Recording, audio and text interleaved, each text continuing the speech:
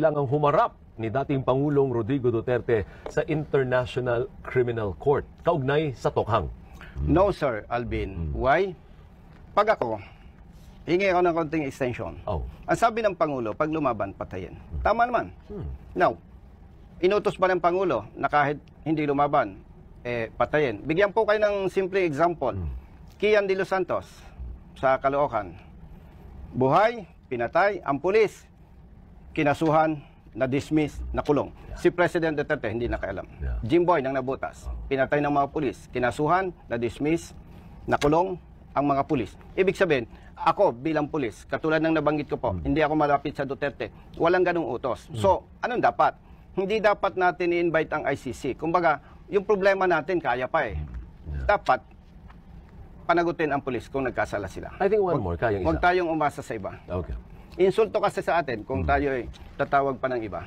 Paano mapahusay ang kalidad ng edukasyon sa Pilipinas? Another facet of your personality na kailangan malaman ng tao, education. Sir, number one problema, kulang sa buildings, sa eskwelahan. Paano?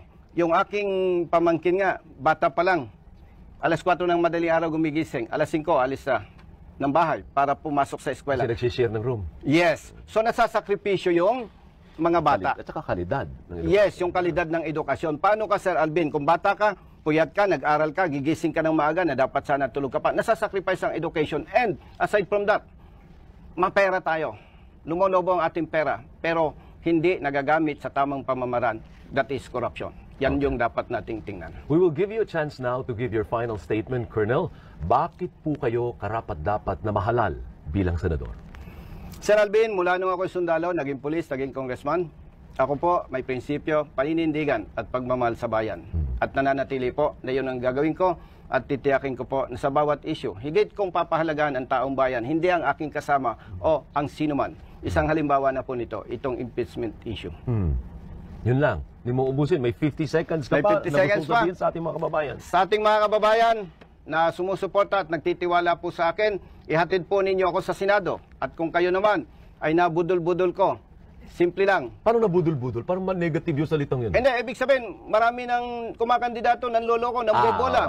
Okay. Kung naloko ko kayo, pababain ninyo ako sa Senado, bababa po ako. Hindi ko ipagpipilitin ang aking sarili.